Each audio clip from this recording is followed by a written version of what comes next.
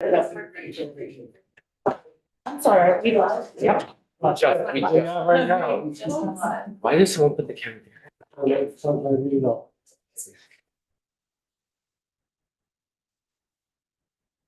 We haven't done date and Hi, time. thank you. I'm so sorry. I didn't realize we had all gone live. Welcome. Thank you. Thank you. For the record, I'm Brendan Kraus, Director of Healthcare Reform at the Agency of Human Services. And I'm Sarah Rosenblum. I'm the Deputy Director of Healthcare Reform at the Agency for Human Services. So we want to talk about sections 8 and 9? Yes, happy to talk about sections 8 and 9, though you've heard a lot about sections 8 and 9 over the past couple of hours. Generally, AHS is very supportive of the content in both sections 8 and 9. We've previously submitted written comments to the committee that have some small line edits in both sections, but overall, we are supportive of the direction of both of the sections and supportive of AHS's role in them. So, with that, I think we're happy to be here. If you all have any questions or want to talk through anything. Do you think it's feasible to get this plan done in less than 40 years or whatever it is, 3.5 years? I think so, yes. I will say, I think I understand the tension that I think Jen and the committees have been juggling, which is we need a plan, we need a long-term direction, but also we're in a state of emergency or state of crisis. And I think there is a lot of good work that's happening right now related to the short-term crisis. I believe some of which you're going to hear about tomorrow for the joint testimony in the morning related to healthcare sustainability. So I acknowledge that tension. I think it's real. I also think that, there is a lot of work going on right now for that shorter term realignment that you'll hear more about tomorrow, and will maybe make you feel better about the timeline for this plan. I would just add, I don't know that I would think of it as, at least the way I'm interpreting it, is sort of like this waterfall that, we wait, and boom, there's a plan. I think it would be an evolution, and that, reform would continue iteratively, which would feed into a broader plan. Brian? Would it help if we somehow change the language to indicate that sometimes the legislature will say, we want to report on this date and then on this date, so it gives some marks for people to aim. Might it help for us to think about framing it as we want an emergency plan by this date, like an emergency stabilize? I'm thinking from a crisis worker perspective, some kind of stabilization plan, and then here's some short-term steps as we figure out the mid and long term. Might it help to do that so that we can kind of set benchmarks or milestones? Generally, yes.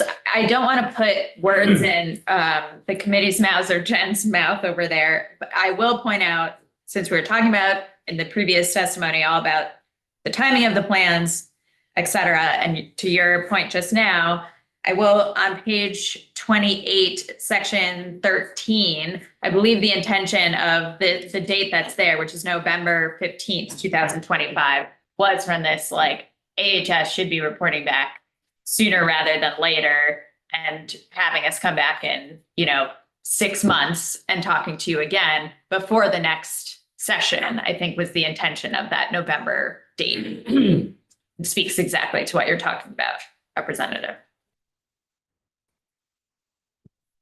Brian? Yeah, I think it's not exactly what I was talking about, but it might be a place where we could add language to be closer to what I'm talking about, because it's talking about an update.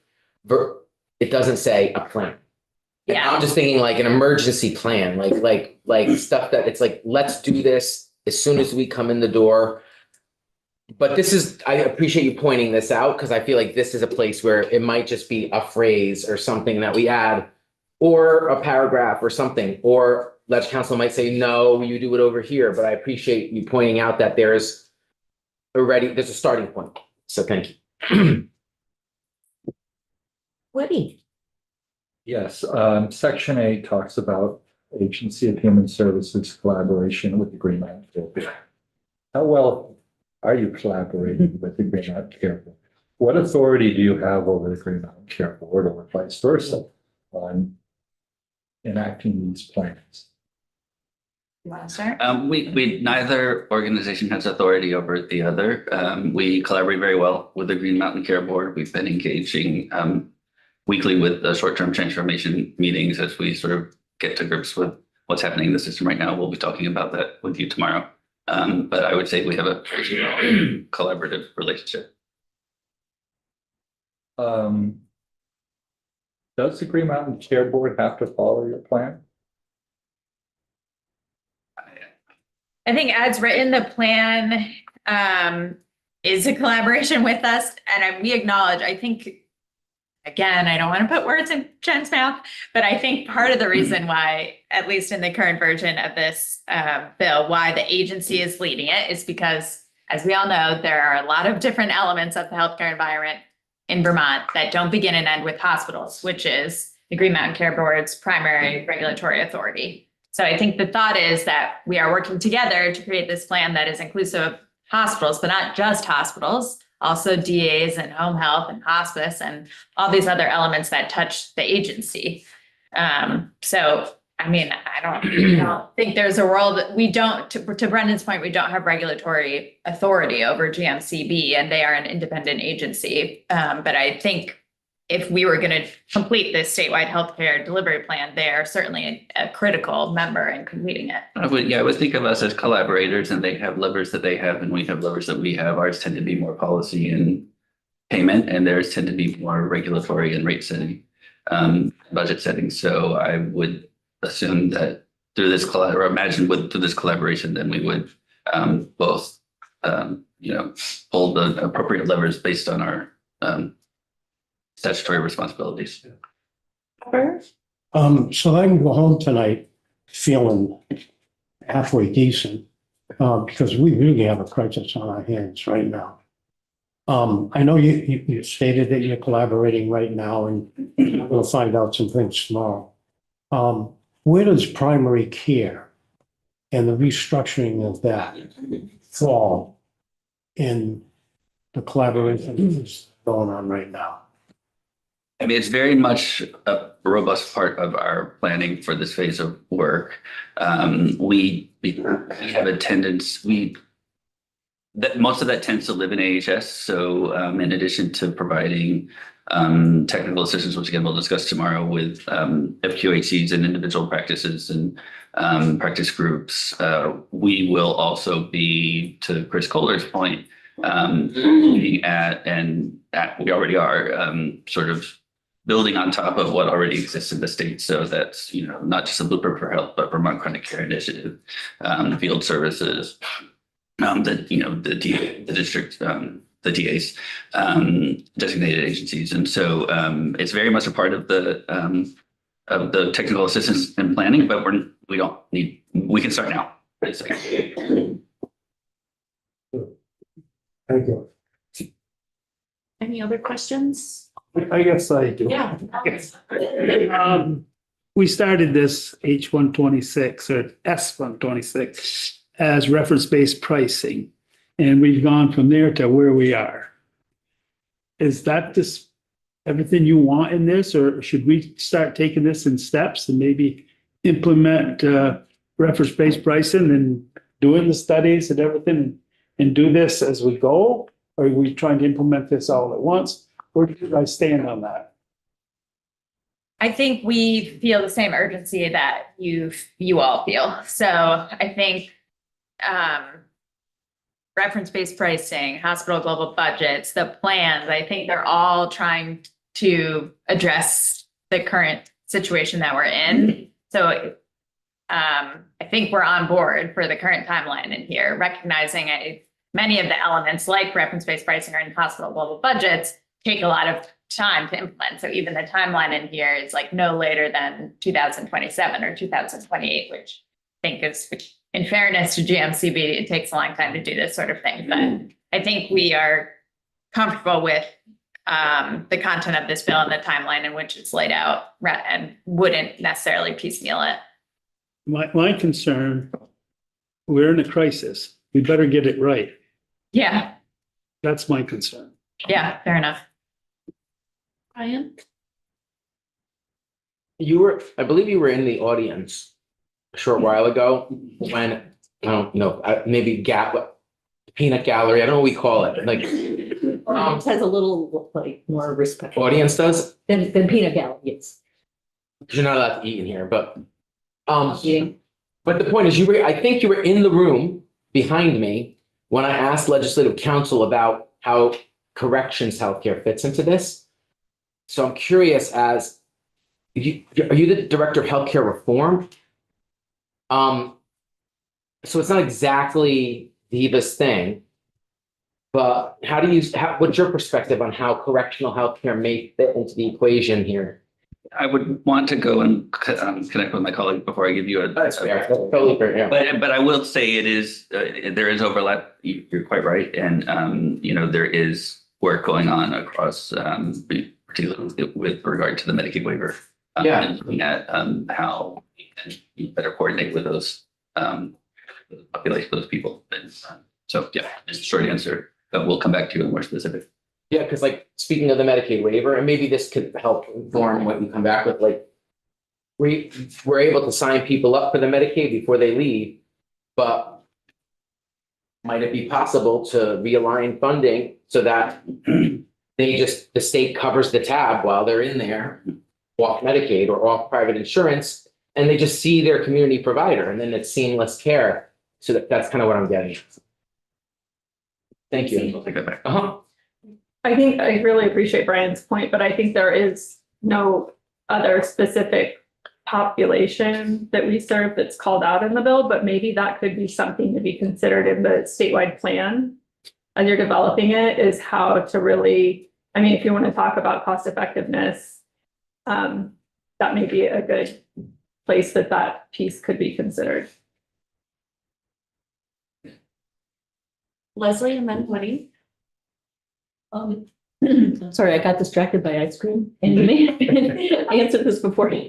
But I was wondering, and you're talking about section 89, and do we need two groups established, and what your thoughts might be on that?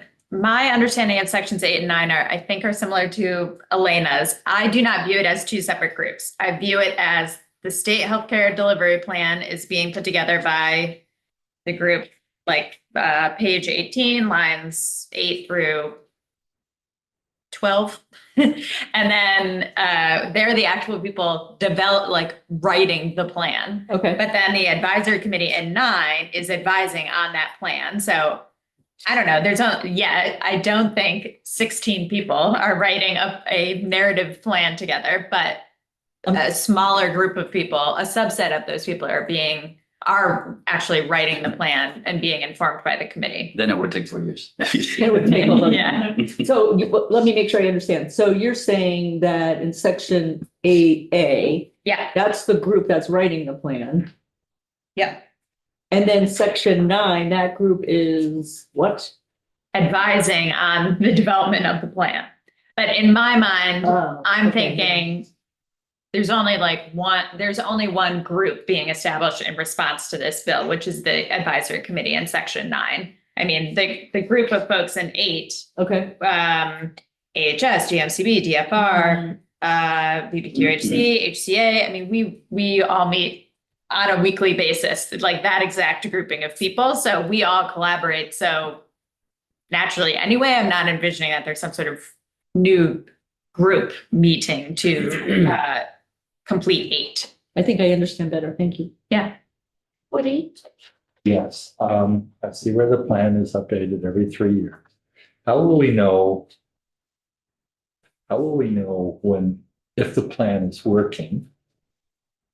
And if it's not working, what are you looking at to determine that it's not working and you need to make adjustments? I don't see that in this plan or in our bill. Yeah.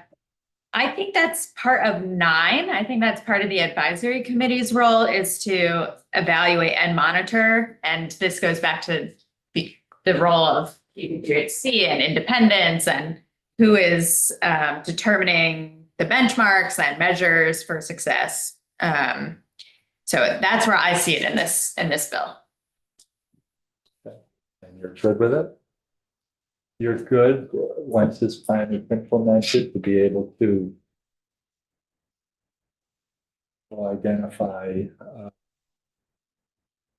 that it needs adjustment or something like that?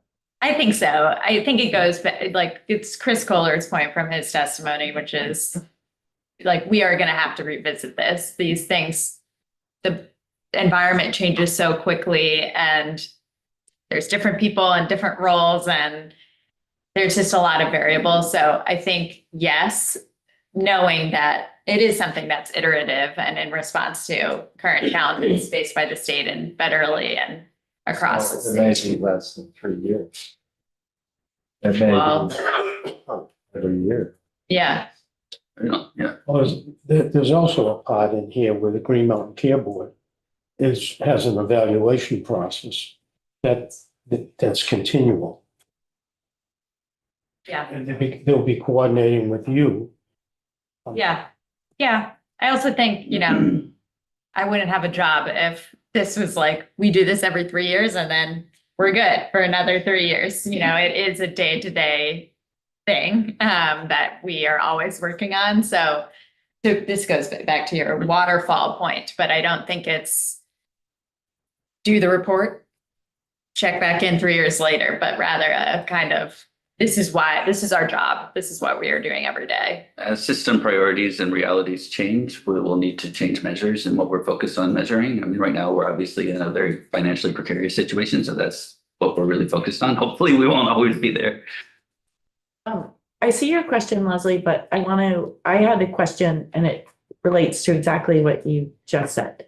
I think the thing that I am struggling the most with in this, and I've mentioned this to lots of people, as to where this should be housed and what, but in all my looking back, you are the Office of Healthcare Reform. Why have we not already done this? Aren't we doing this continually? I mean, a statewide healthcare delivery plan, I would think that the Office of Healthcare Reform would continually be doing a statewide healthcare delivery plan. And if so, are you doing it? If not, what are you doing? And also, why do you need more resources to be able to do this when it should be something you're already doing? I would say that's why we've said from the beginning, this is directionally consistent with what we're doing, and it's why we're generally supportive of the approach, because it is something we're already doing, and we'll be talking at great length tomorrow about where we are in the process of our transformation planning that will produce transformation plans, in the summer and fall. The question is, is that a process that you want, I suppose, to continue to have more oversight of in terms of this bill? But it's very consistent with our mission and what we do. So I guess why do we need to even have this in here if you're already doing it? And why will it take 3 years if you're already doing it? And why do you need an additional appropriation to do something you're already doing? I think to Brendan's point, it's in here to give you more oversight and transparency and to have, whatever elements of the plan that are in here meet your expectations for what you want in the plan. Because right now, I think it's occurring, you're going to hear about that tomorrow, but I don't know necessarily how much this committee has had to weigh in on current work. And then why do we need appropriations? I think because the work is ongoing, because it's here for us to be doing this for the next 3 years. I mean, we currently have dollars that support our office current state, but there is a future state talked about in this bill. And I think its support to speak to that future state. Anything else you add? I'm assuming, and of course I haven't delved into the budget, but I'm assuming that the Office of Healthcare Reform is embedded in AHS's base budget. Okay, Leslie and then Brian. Okay, so I'm really trying to get my head around this. So in section 8, which you just pointed out, which is great, that there's, when you're collaborating with those groups to create the plan. But what's confusing me is on top of page 22, that it's the advisory committee that's going to be establishing benchmarks. And monitor their performance. And I guess I'm confused about that. Wouldn't that group, the original group, be the one establishing benchmarks because they're the ones that are embedded in the data? I mean, yeah, we can teach all these people, but there's no collegiate, there's no community of, whatever in this advisory. I mean, maybe next year. I don't know. I'm having a hard time understanding where that should come from. No, I think that's fair. I think the prior discussion related to those bullets 1 and 2, I think is fair. I would, On page 22? yeah. I think you all could think more about where that sits, whether that is the group writing the plan or the group advising on the plan. And to me, the decision point is whether you want 17 people commenting on that or not. Yeah, so you wouldn't, I mean, you see some logic to asking the original, whatever, beginning of that, creating the benchmarks and affordability and all that. Yeah, I think Jen was alluding to like the context under which one was inserted in there, and I would defer to learning more about the context under which it was added and its intention. Brian had a question. You said that. This like gum thing is too much, sorry.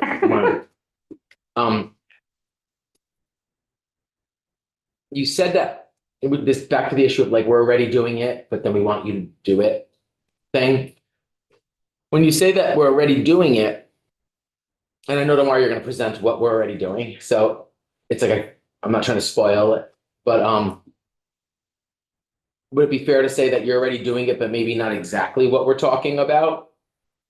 Okay, so then I'll just wait for tomorrow to see the difference, because Yeah. the sense I get from this, and maybe you could say correct or incorrect, is that we've been kind of doing it, but it's been in response to different policy directives, like there was Act 48, then there was the Affordable Care Act, then there was Act 48, then there was like the ACO model, then there was AHEAD was coming, but now who knows what's ahead, so would it be fair to say you've been kind of like modifying a plan as all these different policy things come at you, and this is the latest one or something? I think so, yeah. It's like the legislation has built on each other year over year, which creates all these efforts. But yeah, this is bringing all of that together. I wouldn't speak for, again, the authors or the legislators that came up with this proposal, but that's the way I look at it is there's been Act 167, there's been Act 51, there's been this, there's been that. And that this is an effort for the legislature to take stock and create a comprehensive version of those bills is how I read it. Yeah, that's how it appears. Okay, so that makes sense, and I look forward to seeing where you're at tomorrow. And I won't ask more about it now.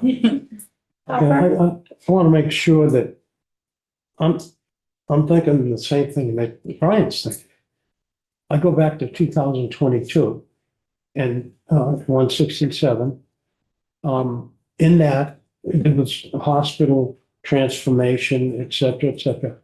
So it's what you're saying is tomorrow we're going to find out what you've been doing since 2022 and where it is now in terms of helping us through this crisis. Is that it?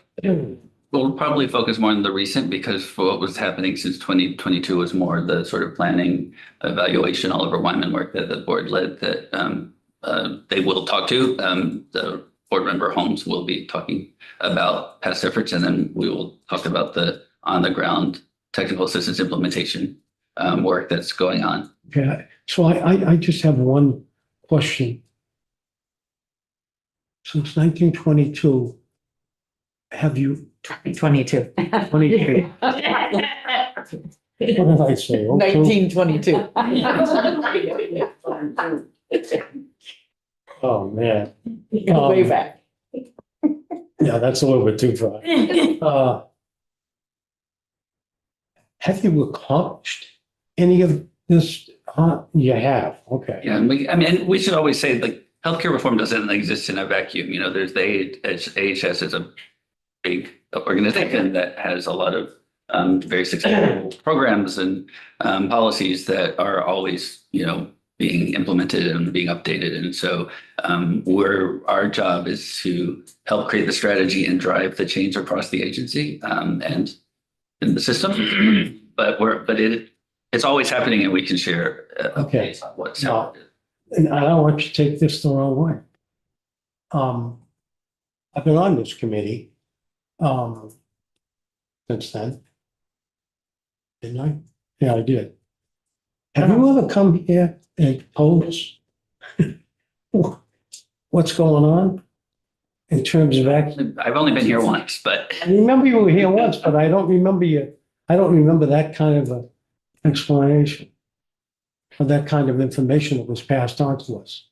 I feel like you were here a couple months ago, and tomorrow Yeah, I we're remember gonna that. get a big update. It's gonna be It's massive. gonna be huge. It's gonna be the biggest update we've seen in years. Okay. there Bigger than will be China. lots of updates, continuous updates. Was Ina in your position before you? Yes. Okay, maybe that gives us some context. Ina Backus. Wasn't Ina Diva though? Or no. No. See, I confused you with Diva Right. earlier, and I'm sorry. Let me finish my thought, please. Do you remember Ina Backus? No. You were not here in You meant he was 2022. there. Because we were over there and you were So- not in. Okay, just trying to give everyone some context of Brendan, and because, yeah, we've seen you on the TV a bit, and you've been in the room a couple times now, but I really appreciate your work and Thank you. your systems level thinking, and I'm grateful to see you here in real life this time, and that you're continuing on the good work that you did at AHS. Thank you very much. You're looking at a new team here, so we're months in, not years. So thank you. I appreciate that. Woody? Yes, I was just going to say, I mean, I think the position has been vacant for a while. You're relatively new. And I don't think we funded it for, there was an issue with the funding for that position. I think appropriations did some work on that last year. What? If I recall, wasn't it that they kept moving? Like, wasn't it funded through Diva and then it was funded through at AHS and then it went back and forth between the two? There has been a disconnect, I think, in your department. We're connected now. Yes. Great. Any other questions? All right. Well, thank you for coming in today. Thank you. And we look forward to seeing you tomorrow. Room 11. So in the morning, everyone, we're at 9 a.m. Joint Senate Health and Welfare. Brian? I thought of another question after you guys. Okay, last question and then Well, we're you gonna don't have wrap to answer it up. today either. But I was just like, should I ask the healthcare reform team what you think about the prospects of?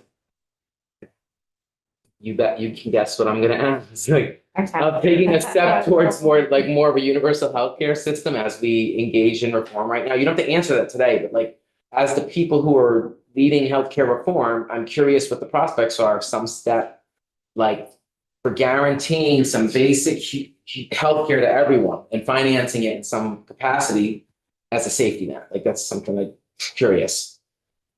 All right, thank you. Yeah.